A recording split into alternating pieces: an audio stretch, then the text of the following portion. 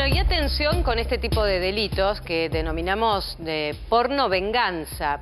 Vos estás en pareja, estás los más bien, esta es una pareja que estuvo 10 años juntos, se separan, aparentemente se separan en buenos términos y casi 2 años después empieza a llegarle a la mujer mensajes de sus amigos diciendo, ¿sabés qué? Aparecen imágenes tuyas muy íntimas en distintos foros pornográficos. Y ahí empieza todo el proceso de investigación para ver quién subió toda la documentación y sobre todo entender que fue tu expareja el que en definitiva subió todo eso que era material privado que tenían entre ambos. Y aunque vos no lo creas, sí, no es un delito la pornovenganza. Sí. Es solamente una contravención en la Ciudad Autónoma de Buenos Aires, claro, que está incluida en el Código Contravencional. Todavía no hay una reforma que la considere sí, como tal un delito. Sí, la extorsión, sí, la amenaza, todo lo que puede, el daño moral, que eso es por la paz civil, pero la pornovenganza en sí, todavía sí, no hay ningún legislador que la haya incluido en el Código Penal. Y son muchos los casos, entre ellos le agradecemos a la doctora Daniela Ambroch, que es abogada de la víctima. Daniela, buenas tardes. Buenas Gracias tardes. por venir. Bueno, protegiendo también los datos de tu clienta, teniendo en cuenta de no justamente revictimizarla, ¿no? Que es la intención. Contanos, ¿qué pasó en este caso? Bueno, el caso comienza, a ver, nosotros tomamos conocimiento del caso en pleno aislamiento, junio 2020. Mi cliente, que es una conocida, se contacta conmigo y bueno, y con otro abogado, porque se entera justamente de que habían distribuido material íntimo en páginas pornográficas. Me parece muy importante remarcar que cuando sucede esto, hay que hacer lo que hizo ella, consultar un abogado. ¿Por qué? Porque lo que tiende a hacer la persona, digamos, en la desesperación, sí, porque realmente es abrumador lo que ella pasó, debido a que las páginas empiezan a replicar y a multiplicar, o sea, es como empieza a buscarse y encuentra una cantidad de material, claro, que no es que era todo material. Indomable. El motor de búsqueda exacto, es indomable. Y es imposible, claro, de eliminar, porque también puede haber algún usuario que lo descargó y eso se guarda y no se puede borrar. Pero bueno, hay que hacer un poco, digamos, hay que pensarlo fríamente, sí, y hacer la consulta. ¿Por qué? Porque es importante hacer la denuncia penal, porque por más que no sea un delito y es una contravención, se genera toda una activación de recursos que tienden a preservar la evidencia. Ella te contacta, te cuenta que amigos le dicen, mirá, hay imágenes tuyas en distintos sitios de porno. Sí. ¿Y cómo empieza el proceso para investigar y determinar que ese material lo tenía en realidad su expareja? Ella lo sospechaba y lo increpó y él terminó por reconocerlo, ¿no? Entonces ya cuando se hizo la denuncia a la fiscalía, venía con, digamos, pero pasa que una cosa es reconocerlo en un llamado telefónico, sí, y otra cosa después es, claro, probarlo. Entonces es muy importante esa tarea que hacen los peritos informáticos de la fiscalía, para preservar esa evidencia que relaciona el IP, ¿no?, del demandado, digamos, en ese caso del acusado, con el domicilio real de él, donde él vivía. La divulgación de ese material fue acompañado por el hecho de cometer algún delito, por ejemplo, una amenaza, pedir un dinero a cambio. En este caso no. No. ¿Por qué lo subió? Solamente la difusión. ¿Por qué lo subió? ¿Le dijo? Yo la única palabra que les puedo decir es morbo. O sea, morbo. Genera el daño igual.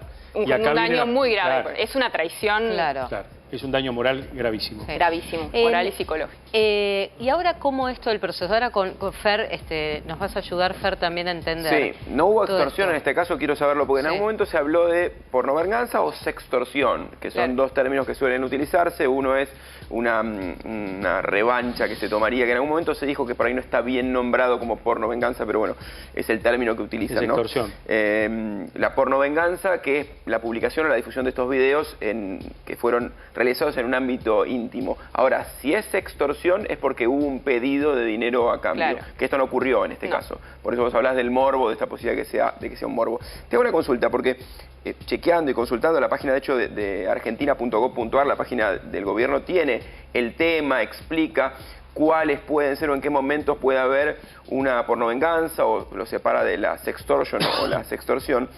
Con el cambio del código, la reforma del Código Penal, ¿no se agregó como delito o solo quedó como contravención? Todavía es una contravención. Todavía es una contravención. No está incluido. Yo la vi esa página. Claro, por eso, porque está confusa la página. La página oficial de argentina.gov.ar dice que es un nuevo delito incluido como reforma o en la reforma del Código Penal, tiene fecha del 2019 y habla de pena de 6 meses a 2 años de prisión o multa económica, y también la pena puede llevarse con agravantes a 1 año o 3 años. Esto no está todavía. Bueno, no, lo que hay es lo siguiente, perdón, ¿no? Sí, sí. Voy a poner un poco de claridad al tema, porque hay mucha confusión en esto. En la Ciudad de Buenos Aires es una contravención, ¿sí?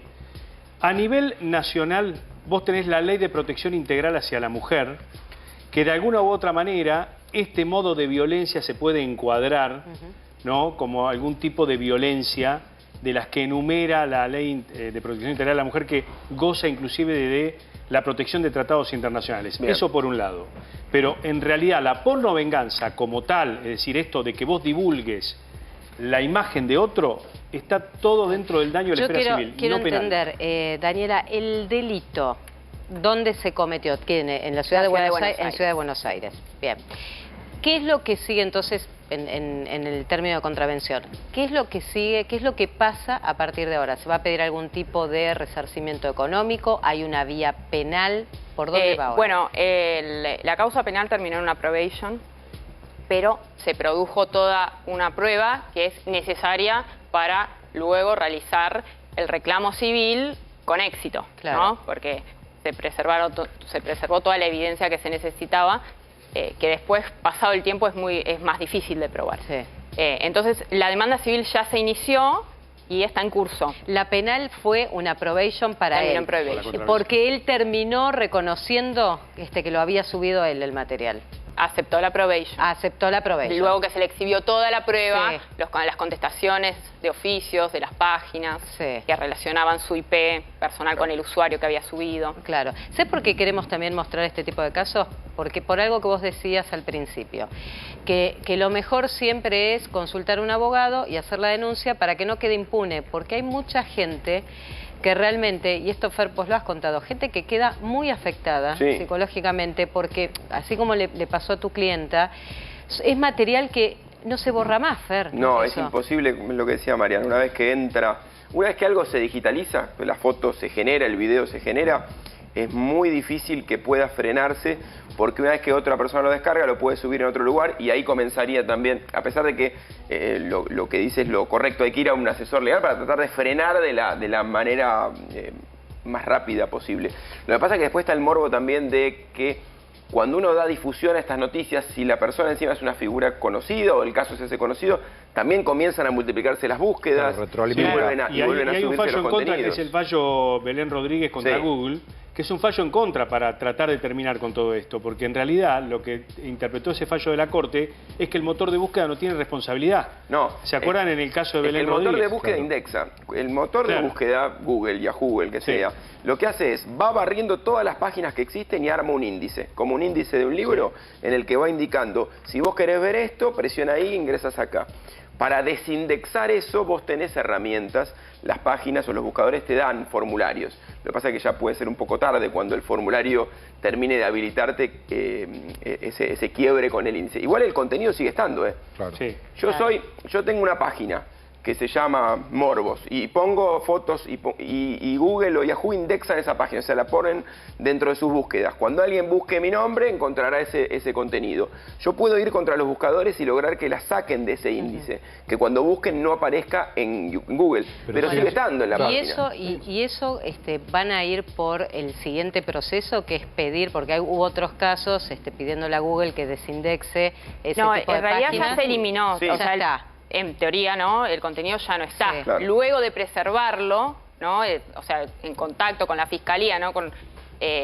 Cuando ya sabíamos que estaba hecha la pericia, ahí sí, uno empieza a mandar a todas las páginas mails a denunciar y ahí las bajan. ¿No tuvieron ningún tipo ahí de problemas con las páginas? No como ha pasado en otros casos que hemos conocido, que había reticencias en hacerlo. En este caso. Depende mucho también si es una figura pública, no vamos a hablar del cliente, pero si es una figura pública o no, porque la figura pública sigue generando el interés de saber que hay un tipo de contenido audiovisual pornográfico, entonces puede seguir Por ejemplo, pueden bajarlo de un sitio y hay lugares en los que es muy difícil llegar, como por ejemplo un canal de Telegram. Telegram, que es una aplicación de mensajería, se generan por día miles de canales en los cuales se comparte contenido, que después se van bloqueando también, pero es muy difícil seguir el rastro de ese contenido que ya se creó. La verdad que nos queda mucho todavía por aprender y por trabajar. Sí.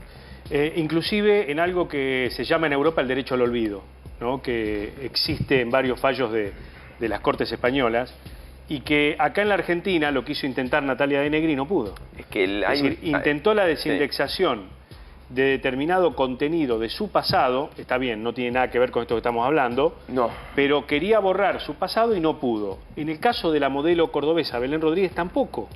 Claro. Entonces digo, ¿no se tendría que trabajar en la Argentina, debatir si un contenido que sea, por ejemplo, un contenido pornográfico o un contenido de alguna etapa de tu vida que decidiste filmarte y por un error se publicó, si no debería dar lugar la Corte sin violar la libertad de expresión? Es que hay un tema que hay un límite muy fino también. Bueno. Si una persona quiere borrar su pasado de estafador para, por ejemplo, o un político quiere borrar una etapa de su vida en la que tiene denuncias. Estoy diciendo lo pornográfico. Pero vos mencionaste el caso de Natalia de Negri. Claro, el derecho al olvido, de la etapa de ella. No, yo lo dije como un fallo que fue en contra de ella. Algo es una pareja que decide faltar a ese compromiso que había entre pares cuando se grabaron y que se terminó cuando la pareja se terminó y comparte un contenido que no le pertenece porque si bien hubo consentimiento seguramente en ese momento en el que se filmó, no hubo consentimiento para compartirlo con millones de personas. Bueno, eso es una cosa. Y otra cosa es borrar algo que tenga que ver con tu pasado. Pero que es un debate más. Estamos de acuerdo. No, pero está bien. Pero y sobre eso,